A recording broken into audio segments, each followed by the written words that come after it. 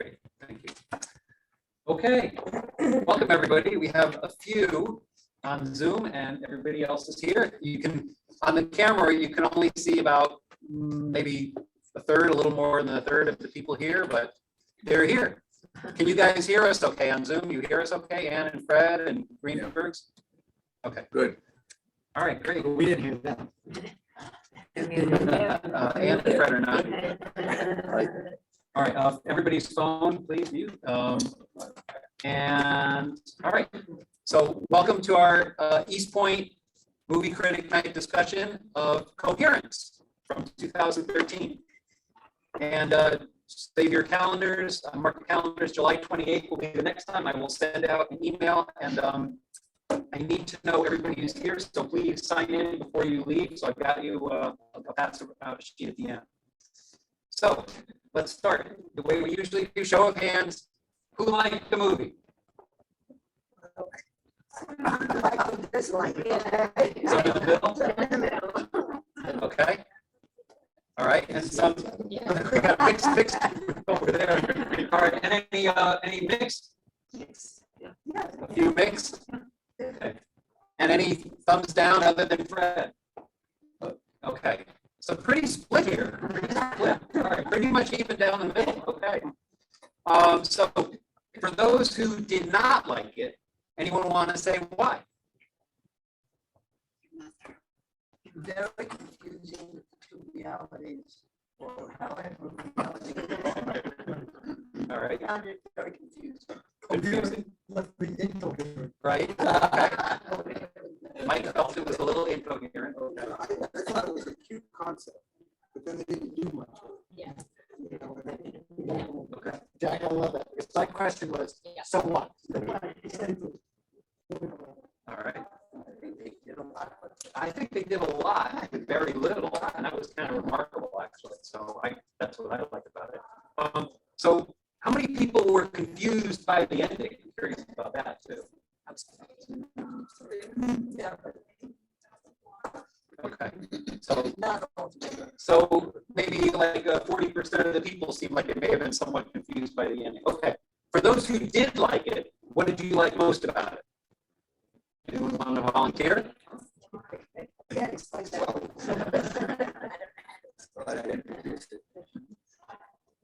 One thing I would say is I love extemporaneous, because it was, as I understand it, it was all done, a lot of it was not, was unscripted. It was, the dialogue was improvised, Yes. but each character had notes Yes. on their character that they were supposed to do. And one of the things that was really kind of cool was there was an area where one of the guys wanted to leave the house. His note was, make sure you leave the house. And the note to his girlfriend, I think was Emily, kind of the main character. Her note was, don't let him leave the house. So the director set that up, and that sucks. As a result of the fact that someone who was unscripted, it was very real. These were natural reactions, and it just felt not acting. Well, and that's another good point, because the actors really didn't know what was going on. Like when there was a banging on the door and they were all startled, they had no idea. They were legitimately startled. So now you talk about alternate reality. So were they acting or were they just reacting, right? Right? For which reality was it? So that I thought was kind of a fun aspect to it. And there was I wanted to find it. I hope I can find it quickly. There was a great review comment, like a little quip that one of the reviewers wrote. I just looked past it. I'm trying to see if I can find it. Let's see one sec. That's the trivia. I got a lot of trivia on this one. And there was a really cool interview, a couple interviews with the director, Byrkit. But let's see. Oh, here we go. Someone had it. Here.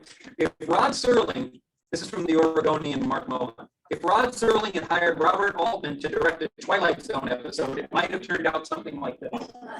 Now, the reference, I think, Robert Altman, if anyone's ever seen Nashville, you remember seeing Nashville, the movie? He was sort of famous, maybe a little infamous, because of the overlapping dialogue. Many characters talking at once. we watched it, Ann and I watched it with subtitles, which was a little helpful because there was a lot of overlapping dialogue, like happens in real life at a dinner party. Yeah. So that I thought was helpful, and had I thought of it, I would have put it out in the notes, suggest to watch with subtitles. I apologize for that, but I thought that was kind of an interesting thing. So as I think you know, it had an 88% from 91 critics on Rotten Tomatoes. The audience score, which Barbara Goodman always says, yeah, but what was the audience score? She's not here today, but it was an 81. So still good, like 4 out of 5 really liked it. So the critics' consensus was it's a case study in less is more filmmaking. Coherence serves as a compelling low-budget calling card for debuting writer-director James Ward Byrkit. Now, speaking of low budget, I have literally never heard of a commercial movie this low budget. $50,000. $50,000 for the whole.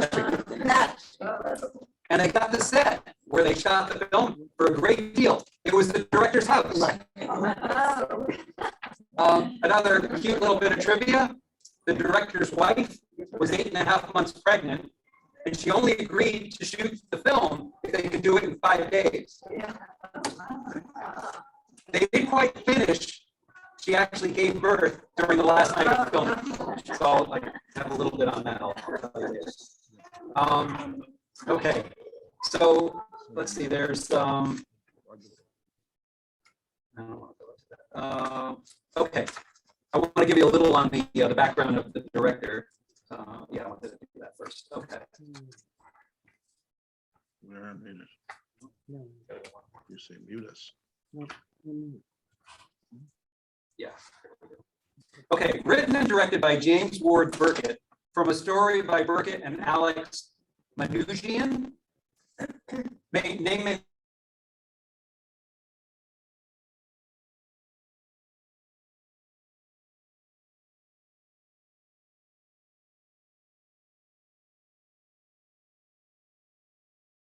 Rango, and was the quote conceptual artist for the first 3 Pirates of the Caribbean films.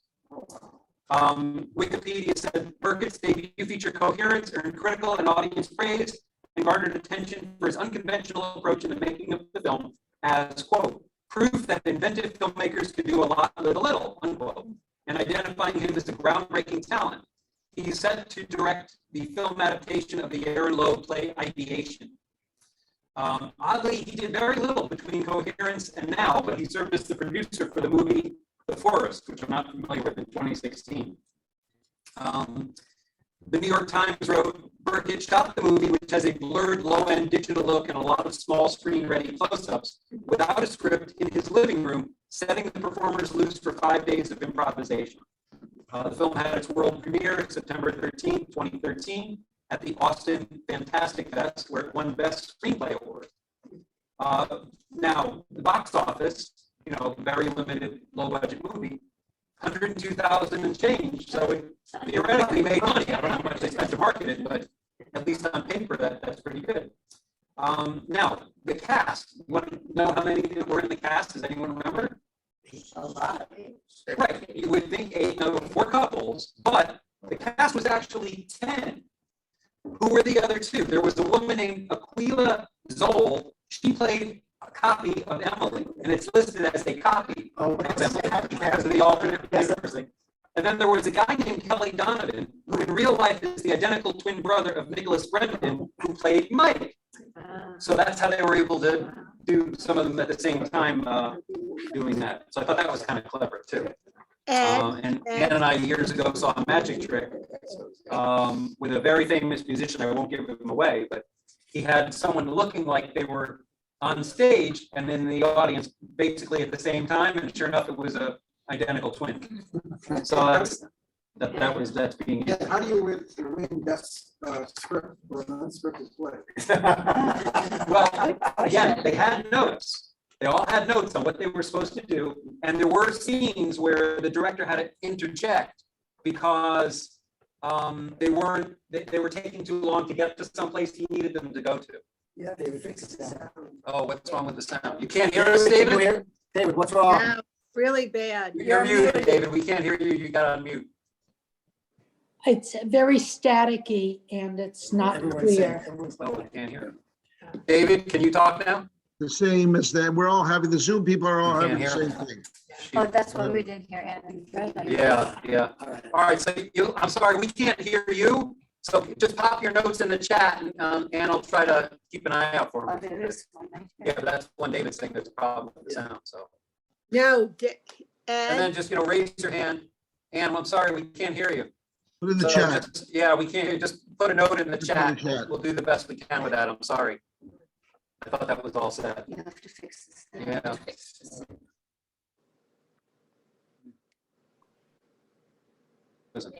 They just froze. Okay. Oh, here we go. You hear us okay? There's a comment tonight. It's far away. Yeah, do you hear us? You guys hear us? David, Greenberg? Shake your head, yes or no? Yes? Apparently not. And you can't hear me at all? You can't hear me? I hear you. yeah. Our sound is garbled. Can you try to get one? See if Where it is makes- the mic? It's up there with the camera. So, all right, Ann's gonna try to get help for that. Sorry about that. Yeah. All right, all right, I wanted to touch base on the comments, the issue with the comments. So there was an article in 2002 in The Independent, which is a British magazine. And it was titled Comets, a Key to a Parallel Universe. Let's see. A passage reads, comets may be composed of matter hitherto unknown to science, according to a physicist in Australia. If he's right, we may have at last found the identity of the mysterious dark matter, believed to make up at least 90% of the mass of the universe. What's more, it could mean there is another universe occupying our own, complete with invisible stars, planets, and even life. Okay. So, okay, well, that was kind of interesting. Now, if you notice, there were a couple mentions in the movie that Emily referred to of previous incidents where weird things happened. So I looked them up. One she talked about was called the Tunguska event. And that was in 1908. It's real. It was an explosion that flattened some 2,000 square miles of pine forest, about 500,000 acres. It left no impact crater because it was high up in the air. But seismographs in Western Europe recorded seismic waves from the blast. I didn't know they even had seismographs in 1908, but apparently they did. The blast was visible from some 500 miles away, but it was in Siberia. So not a lot of people there, I guess, fortunately.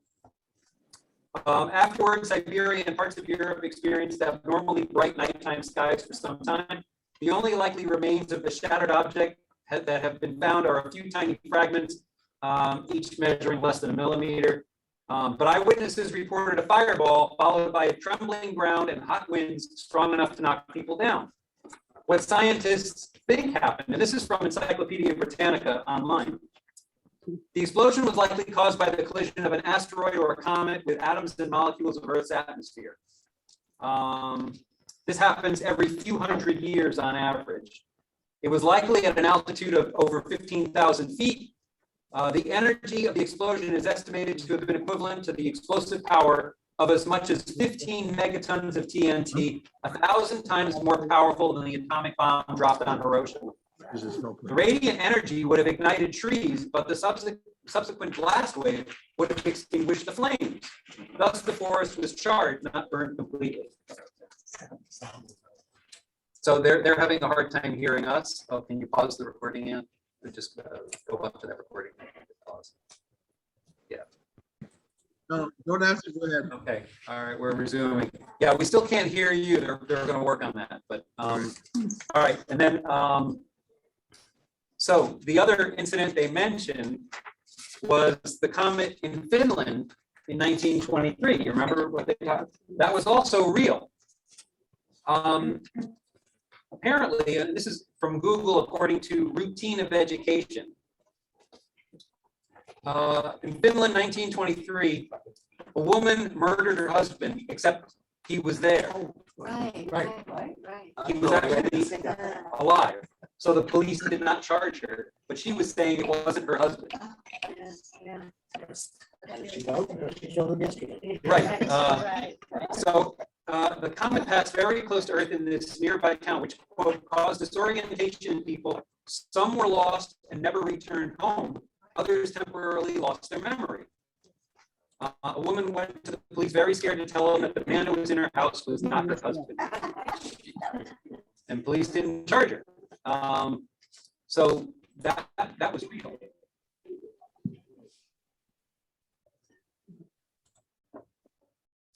Okay. Yeah. So Anne has a question. Why don't you read it? Go ahead. Ann Cogan Oh, has, Fred. Cogan has a question for the group. If you were confronted with an identical clone of yourself, wouldn't you wish to meet or interact with that body? Yet these folk felt threatened and attacked their clones. Well, one Whoa. did, definitely. Mike did. And obviously Emily Emily too, Yeah. Yes, that's true. pretty much. Yes, very, very much, yes. So anyone else? Deep Any question. thoughts on if you met your clone self? No volunteers, okay. Again, I think it's okay, really- it's stupid. I'm Well, not going to meet my clone. So what the hell does it matter? I haven't met my clone yet. Well, I mean, you know, I think the fact is that you're afraid of what you may see. I mean, everyone has two of themselves, the good one and the bad one, you know. Jekyll and Hyde thing? Right, and you hide Okay. the bad one most of the time, so you're afraid that people are gonna see that, that's what they, you know, that's gonna be the bad day, what's in that other house. That's what When it you see seemed the like. clone, That's what you it- feel that they're stealing your identity. In other words, They are. well, I understand. That's why you're afraid of them. Okay. It's a thief. How do you know, Yeah, how do you know that you're not stealing his identity? that's right. Right, how do you know you're not the clone, right? I guess that would be the other question. I would want to meet the clone, my clone, and get to know the clone. I would be curious. You might find it too hard. I would think, I wouldn't think that she would, so, yeah. Well, you're not like a violent person, as far as David has never told me you are, so I would think you're not, so therefore you shouldn't feel threatened by that. but Lori, what if you met David's clone? Oh, boy. She's met Might David. that be the last I have one you that see? date. So I guess the question is, would you be finishing each other's sentences if you met them, right? You know? do that. All right, so a couple of things that I think were kind of interesting. Was everyone familiar with Schrodinger's cat, which was referenced a bit? The cat thing? Okay. You guys know? The sound. Okay. Yeah, we can hear them now. Oh, really? Yeah, Okay, all right, good. yeah. All right, excellent. Okay, so Schrodinger's cat. In simple terms, Schrodinger stated that if you place a cat and something that could kill the cat, whether it was poison or a radioactive atom, in a box and sealed it, you would not know if the cat was dead or alive until you opened the box. So that until the box was opened, the cat was, in a sense, both dead and alive. So as it applies to this film, can you let them in? The 8 characters in the film are the cat in the box, and the comet opens the box and the realities collapse on them. They get stuck in the reality they are in when the comet has passed, which apparently is what happened with this real comet from Finland in 1923, where some people were missing and they never found them. So that was real. So that's kind of bizarre.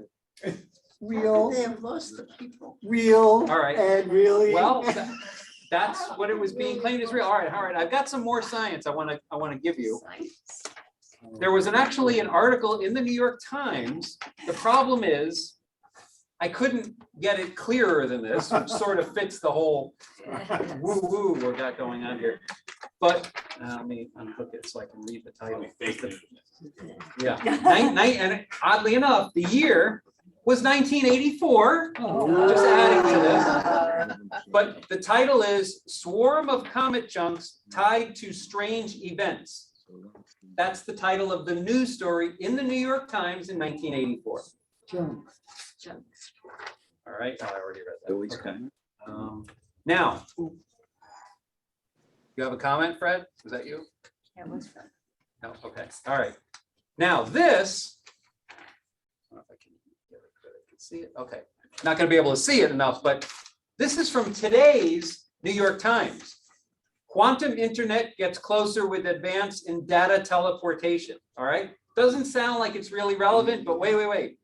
In 2019, Google announced that its machine had reached what scientists call quantum supremacy, which meant it could perform an experimental task that was impossible with traditional computers.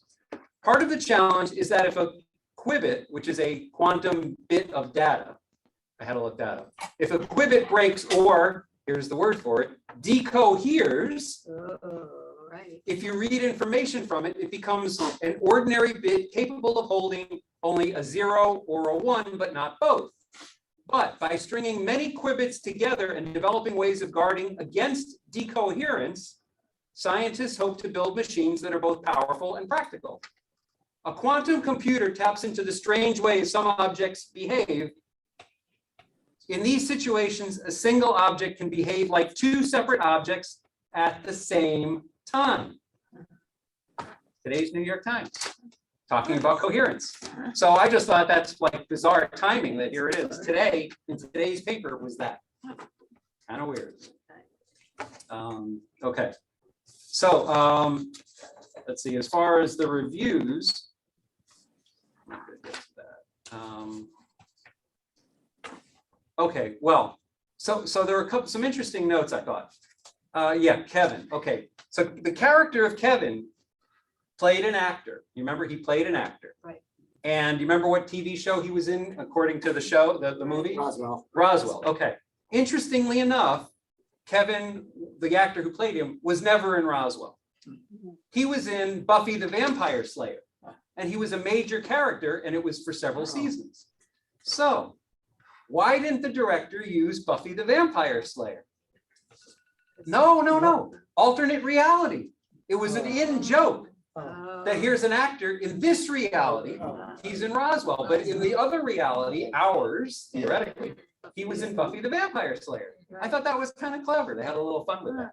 But you remember the one character who came in later, Lori or Lauren, whatever her name is, she said she watched Roswell, but she didn't remember him ever in it. Right? She watched Buffy. Yeah, maybe she watched Buffy and saw him in that, right? So that was kind of interesting. Let's see. Okay. Someone posted, this is on Quora, a post from someone named Sanchari Das. So from the end scene, we conclude that we cannot change our past, which present Emily wanted to do, but failed. In my view, this film gives us a very strong message of focusing on present, which would build your future rather than hovering over your past. Remember, she was regretting her past by some of the decisions she didn't make that cost her this role in this major part, Right, she lost. and she lost out on it. Understudy got to be. The understudy got to be the star, right? So that's what one character was saying. Okay, let's see. All right, some accolades for the film. I meant to mention this before. So it won the Breakthrough Director Award at the Gotham Independent Film Awards in 2014. I mentioned Best Screenplay at the Austin Fantastic Fest, Best Screenplay at the Sitges Film Festival, and Best Feature Debut at the Imagine Film Festival. So it won some awards. Now, the cast. This is another kind of a weird coincidence, maybe, or maybe not. Does anyone remember, if you guys can see it? Okay. The character of Beth in the movie? Okay. Well, actually, 4 of the actors are I'll get to that later. 4 of them had the same names, but she is rather infamous. She was Miss Arkansas in 1981. Anyone putting the timing together, you may kind of pick up on it. Then in 1982, she was Miss America. She was. And apparently, according to her, sometime in 1983, she had a one-night stand with future President Bill Clinton when he was governor of Arkansas.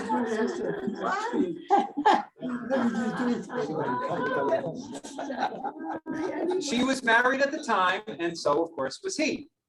In 1992, rumors swirled that she had conducted an affair with Clinton, and at first she dismissed the claim, as she was requested to do by Clinton's campaign manager, Mickey Cantor. However, in the spring of 1998, she recanted her 6-year-old denial and stated she had a one-night stand with him in 1983.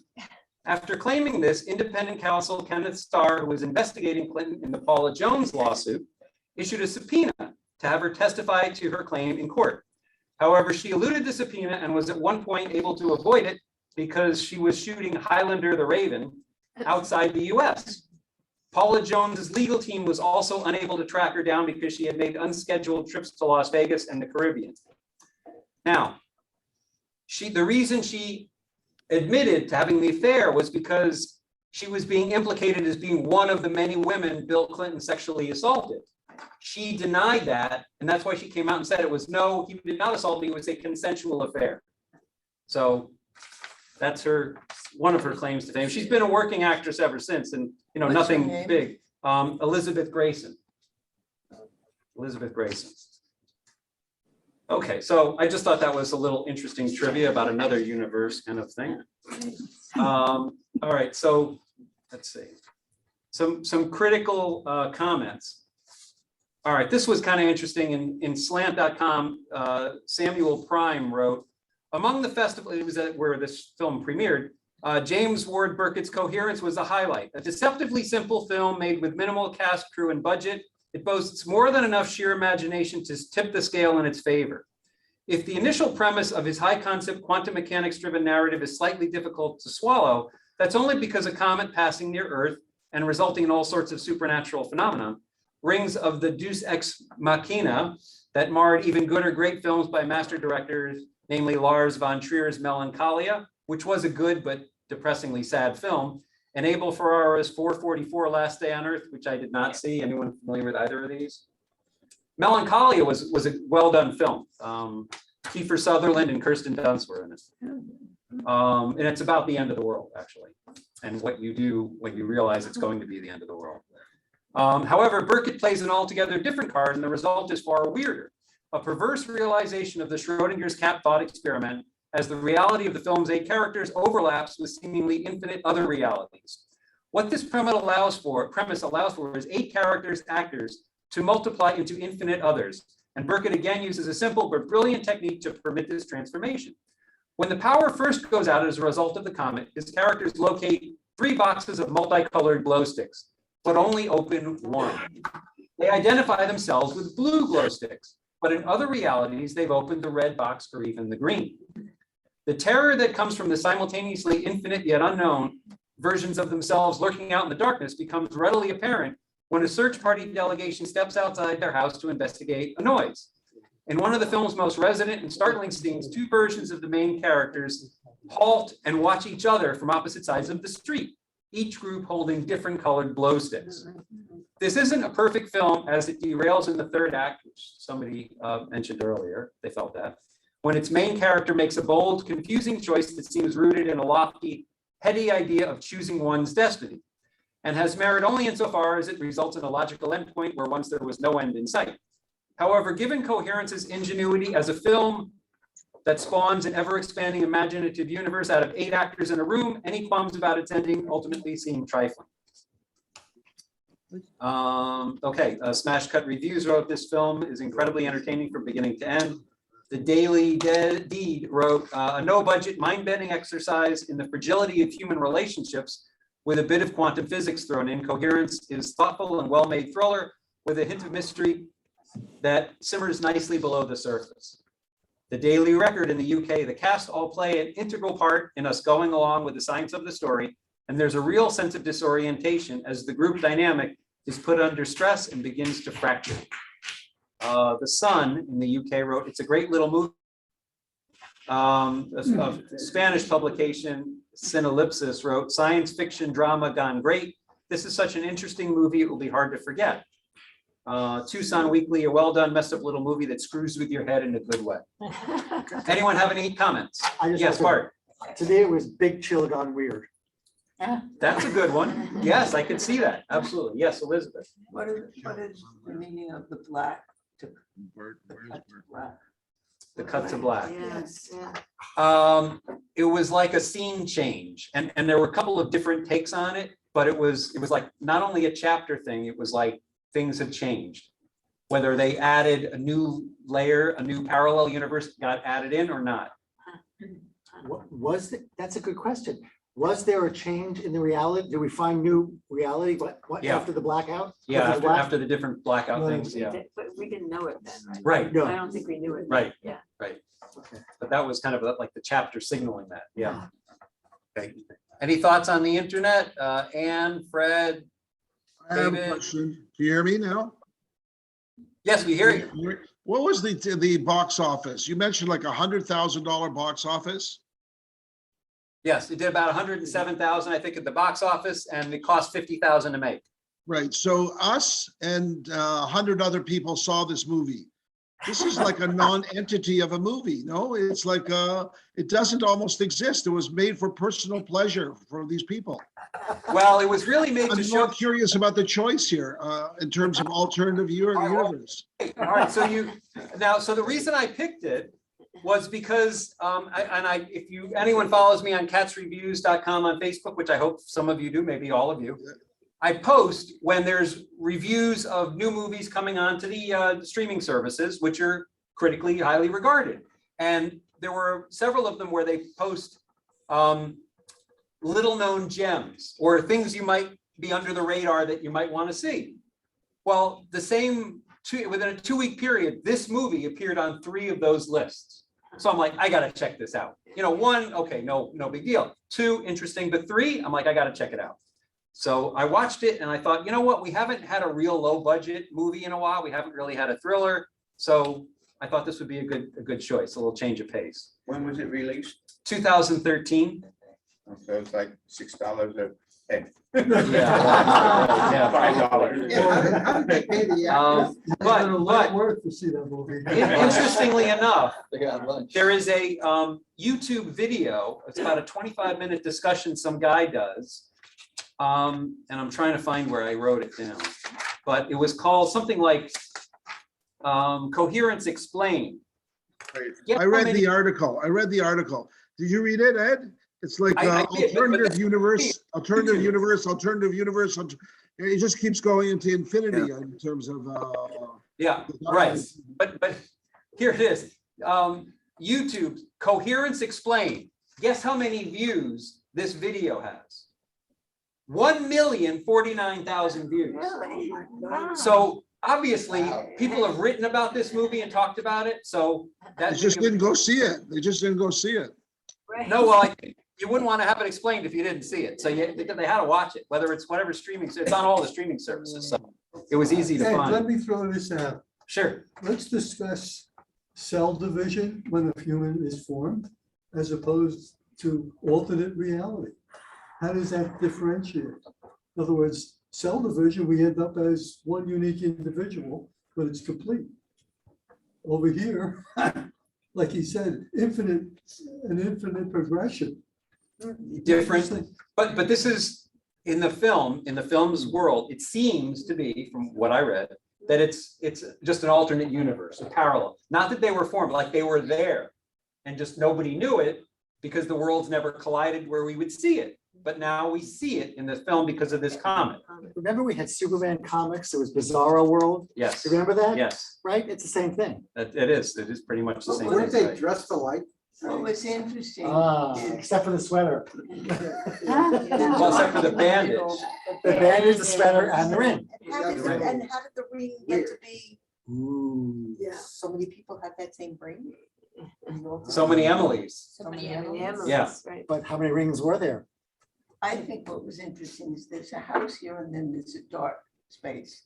And then there's another house here, which is actually this house, but it's not this house, it's another reality. Right. So. You got it right. Crossover to the other reality, the one who comes back isn't the same person Right. who left. It's another person looking like that person. And that's how we get to. Now you don't know who's Well, that's what So which would you choose? Right, so What if she actually so put the remember- mushrooms in the food? What if she put the mushrooms in the food and everybody is just experiencing a hallucination? well, do you remember Hugh and I think it was Amir were the two that left, right? Right. they never returned in the movie. Because the two that came back had the different colored glow sticks, Right. remember? Right, they were Right, different. right. They were different hue and amirs, Right. that's why he had a different bandage. Right. Because that was a random thing, pick a bandage, okay, well, in the other Yeah. universe, you pick a Yeah, different different bandage. Oh, yeah, Well, the you have it the Yeah. one reality except the other realities.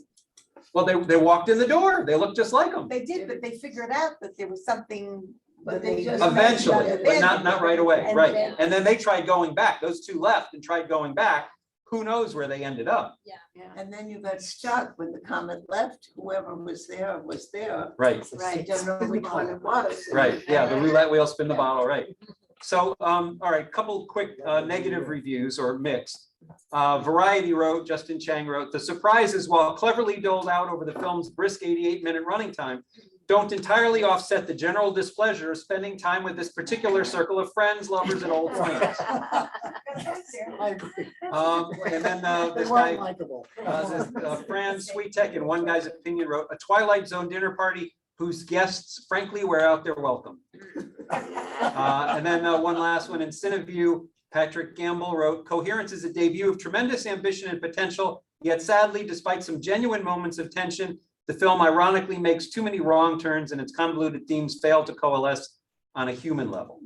That's true. What was Okay. the thing about somebody going to bed 10 years with the other? Oh, yeah.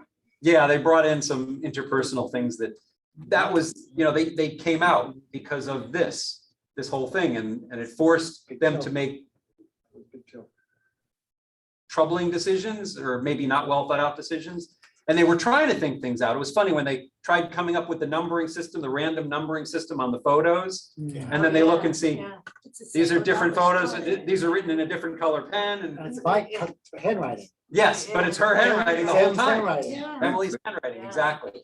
Oh, by the way, when she was writing that, that's when she realized she was the Yes. main character in the movie, the actress Oh. herself. Oh, She didn't know. Oh. She didn't know. She didn't know she was Oh. there. Right, right. did you get paid more? I don't, if $50,000 the whole movie, they didn't get paid a lot. Nobody got rich off it. What about the other Lori? Ed, It's trying to, Ed, And the old boyfriend, Like, right? Yes. Mike. Yes. That was obviously a different Lori. Well, I don't know. Did she ever leave? no, she never. I don't think she left. I think that was really her, yeah. But I think the reason she came the reason she came was because she was interested in him and wanted to see him. That was So I my. thought that's the. But yes, we have a question over here. Yes, on the internet. Yes, Anne. you know, one of the negative reviews is exactly what I thought. I couldn't connect to one character here. It's hard to remember what's going on or understand what's going on when you don't connect to the characters. They were so interested in dialogue and science and being, clever, that there was no attachment to any of those characters.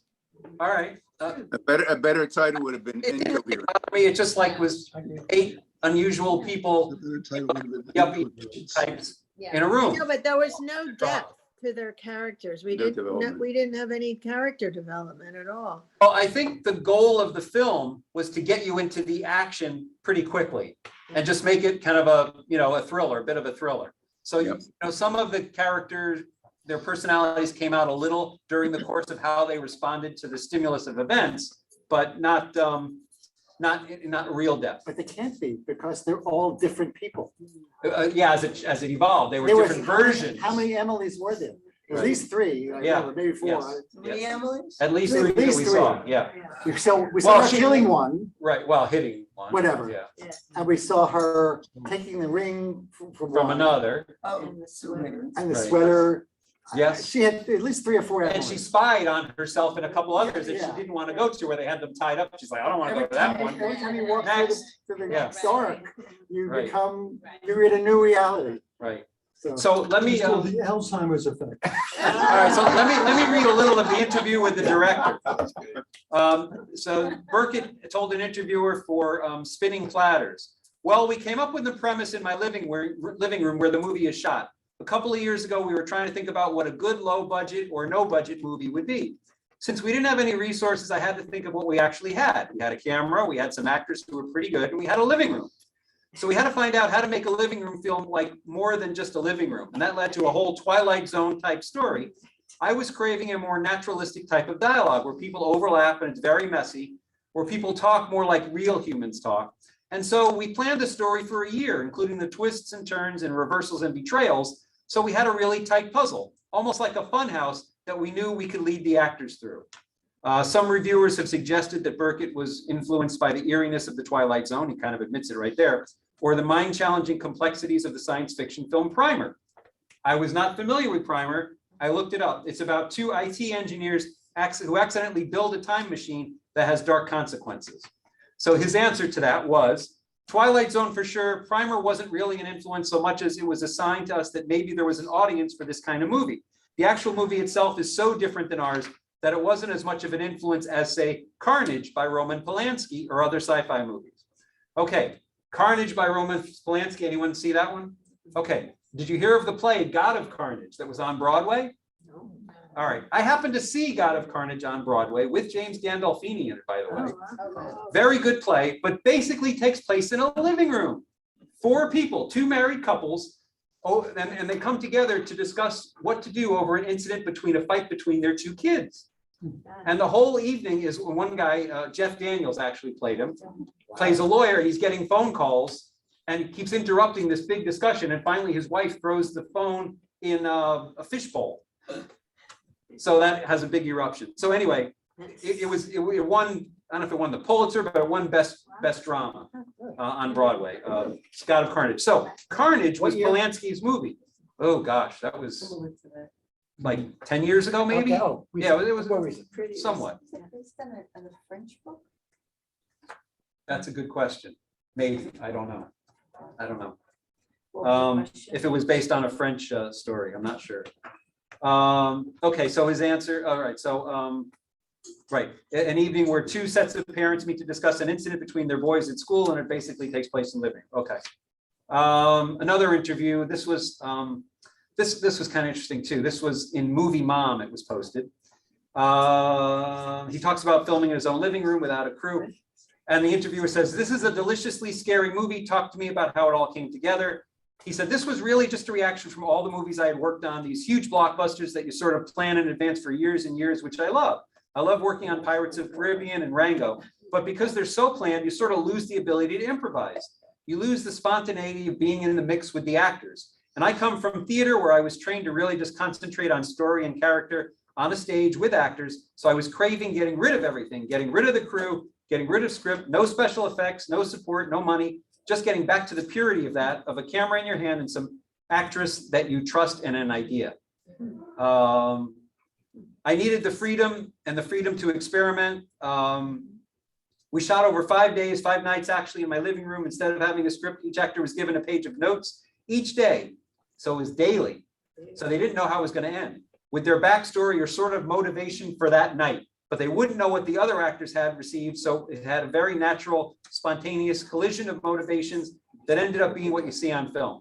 Obviously guided by a very strict outline that we have been working on for about a year that tracked all the clues and puzzles and all the rehearsals and things like that. But the actors weren't aware of those. Those things happened because we were sort of guiding them through it.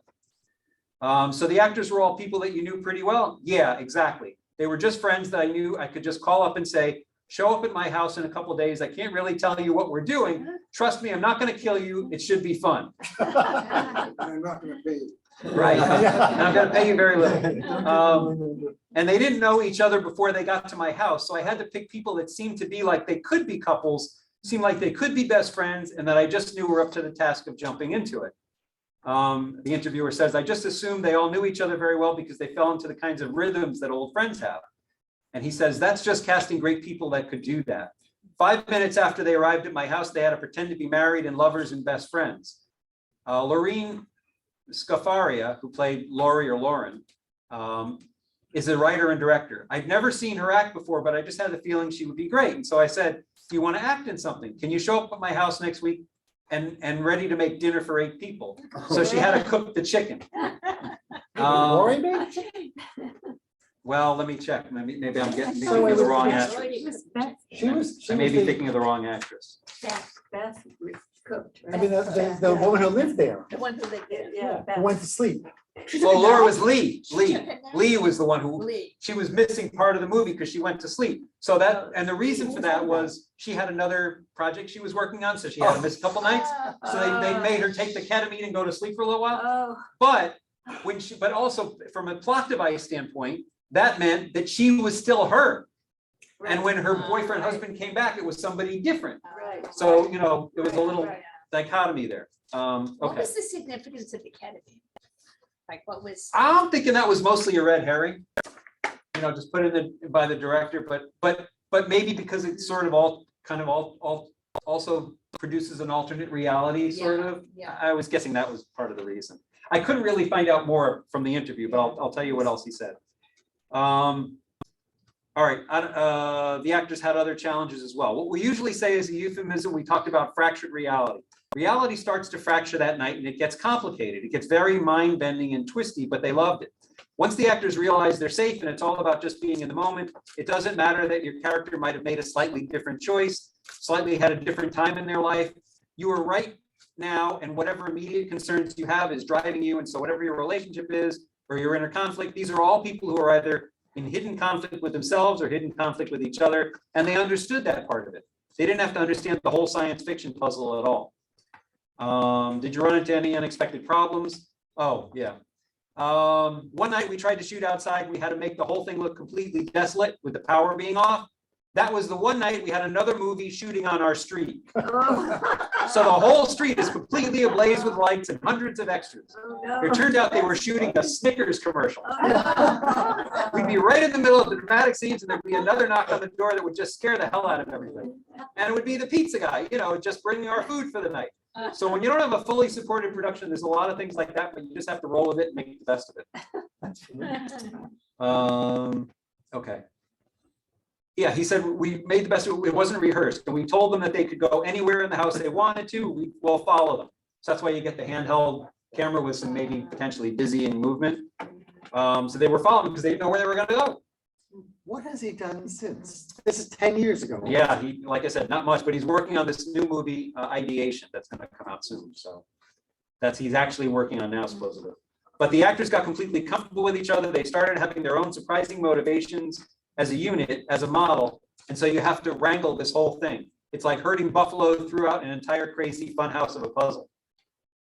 There's also a poignancy to it I wasn't expecting. You really tapped in a very deep conviction that we all have that there's some other version of our lives that's going on that's better somewhere else. Quote, this is what he said, that's exactly it. That was the universe we hoped would ground the whole thing, because we said if we're going to make a story like this that gets absolutely incoherent at one point, we have to have a solid through line with a character. That is a universal concern that you think about. What would my life be like if I made different choices? Is this the best version of my life I could have? What would the other version look like? And what would I do to get it? If you could see it again sometime, I promise you, you would like it even better the second time. You realize all the random stuff they're talking about in the first 10 minutes of the party isn't so random. So now there's a website called thisisbarry.com. And he says the coherence ending shows us that the prime reality will have an Emily prime who has gone missing and that she will never be found because the comet has passed. Remember, there's two Emilys in one universe, so obviously the other one's missing one. Well, she got up. She made the phone call that ended the movie, right? Yeah. She's never gonna be found.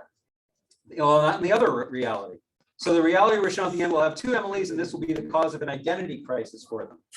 Because the one that did the damage to the other Emily that was there, that Emily's calling the boyfriend to say, I'm here. The Emily you're talking to right now is not the real Emily. And then he's looking at her, and that's how the movie ends. Is she going?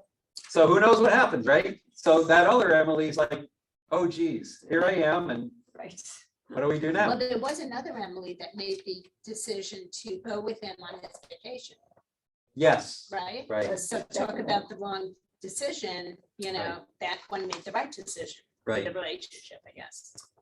Half the characters are named after the actor. Emily is Emily Baldoni, that's the actress. Hugh is played by Hugo Armstrong. Beth is Elizabeth Grayson, and Laurie is played by Lauren Maher. That was easy. And the director said the cast outnumbered the crew. Okay, yeah, and then Reddit, someone posted the thing about the Nicholas Brennan, the actor who was a main cast member of Roswell, not Buffy the Vampire Slayer. He says that was specifically and intentionally placed to tip the viewer off to some of the subterfuge within the film, quote, alternate reality, and that was satisfying and mind-blowing for that reviewer. Okay, the night they filmed them searching the houses was the same night the director's wife delivered her baby, and it was a home birth also. All right, here's some of the trivia. Can I ask a question? Sure, go ahead. How about the title? Coherent, well, it has to do with the worlds colliding, coming together at the same time. The decoherence. Well, decoherence is when they come apart, but coherence is when they came together. Well, the alternate universes came together because of the comet. Okay. So yeah, Amir, Alex Manouchian, is the co-writer. He was essentially, quote, the mole, unquote, who helped guide scenes if the actors went astray during the filming, because remember, they're improvising a lot of it. The director wanted to use his own house. I mentioned about because the wife being pregnant. When Kevin tries to leave the house, Emily was given a note not to let him, and his note was to leave. The neighborhood was supposed to look completely dark. I mentioned about that. Okay. There were 3 rental cars used for the breaking of the glass in the cars. The windows were replaced before the cars were returned. Oh, and then when they had the box that they got from the other house, and Emily wanted to, the actress, Emily really wanted to bust open the box when it was first discovered. The director had to step in since the filmmakers only had the one box. So they didn't want her opening it too soon. Low budget. Yeah. They shot the movie chronologically, so literally the actors did not know how it was going to turn out. The actress who played Lee, again, the one who was asleep for part of the movie, she had the least idea of what was being filmed since the rest of the cast had done test footage before. She only knew it was going to be improvised. About the 3rd day of filming, she realized it wasn't supposed to be a comedy. The director said the hardest part of directing was keeping everyone quiet since there were so many people who were compelled to speak a lot. Some scenes were reshot 6 months later, and the character of Lee changed her hair during this time. So they had to spend $8,000 getting a wig that matched her original hair. Seriously. That was as much budget as the entire first shoot. The reason the cameras are so shaky is because, again, they had to keep them handheld so they could follow the actors around. The filmmakers did not reveal how the comet was filmed other than to say it was a practical effect. And the beginning phone call in the movie where Emily's driving to the party and her phone breaks. Both sides of the phone call at the beginning of the movie were recorded together instead of the more common practice of adding it in later, but they were trying to make it real. And the idea for this story came from wanting to tell a story that takes place in one room. Okay, the producer flew out from England specifically to make sure the movie would happen. Oh, and then you remember how Amir came in late into the movie? Because he had to wait with his girlfriend. They had to wait for 2 hours in 40-degree weather before the dinner scene to make their entrance. They huddled around the hot dinner that they were bringing for warmth. So they're waiting outside for 2 hours. Right. Emily figured she was the lead around the time she figured out what the numbers mean. When she leaves to find a new house, a deleted scene had her pass one where a seance was being held over the dead body of Mike. Oh, really? They cut that one out, I guess. All right. But nobody died, Right. right? Nobody died. Right. Well. We're talking about one of the animals. No, she came too. She came too. Came too, but she disappeared. No, she was the one making the phone call at the end of the movie. They called the boyfriend. Who's the real one? That's subjective. Yeah, that too. Yeah, that's subjective. Who the real one is very subjective. All right. That's a fake one. The car that Emily knocks out her doppelganger in, that was her car in real life. It was. Low budget movie.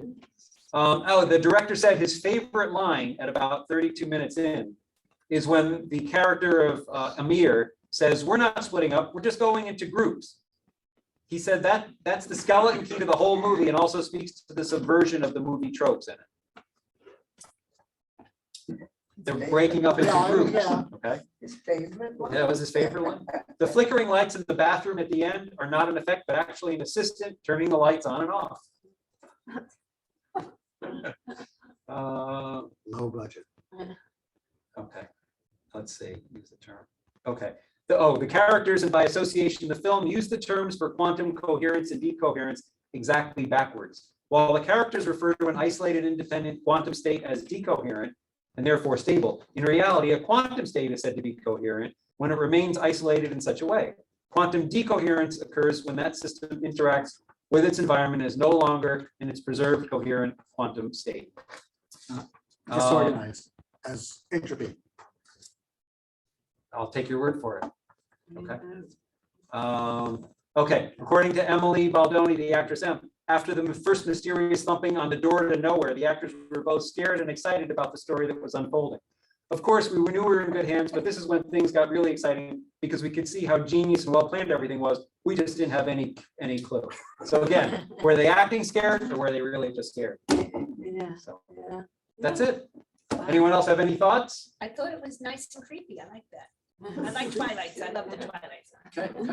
So did anything change in that reality at the end of the movie? Well, yeah, there's two Emilys. No, but I just thought it would be better if something changed, if the other people changed the reality of what was going on. I don't know. I think halfway through, I found myself captivated and I think it fell apart. They could have done so much more with it. Yeah. Like if they had changed something, if they had changed, because that's whole thing, all these movies, when you go back to the future, you can't change the present, right? You can't do that. Something bad will happen, right? If they had chosen, if you could see them choose the reality they wanted. Well, Emily tried doing that. She's looking window shopping in his house, Right, right? right, exactly. And she chose one, She chose one. one that had 2 rings, but whatever. Wait, was that the Emily who said that she didn't want to go on the trip with him? That was looking in the windows? Yes. That was. Yep. Okay. I thought the couples were gonna mix up, the ones who had the one had a affair, were gonna get together. I mean, Well, you're led to believe that he may have said yes to her in one of the others. There was some weird, they kind of glossed over it, but he kind of hesitated. So who knows in the other realities what may have happened. And that's why she went to the party, I think, was to see him again, because she knew he'd be there. So she was using the date with the mirror as an excuse, is what it seemed like. Yeah, right. She was slimy. That's what they said before she even got there, right?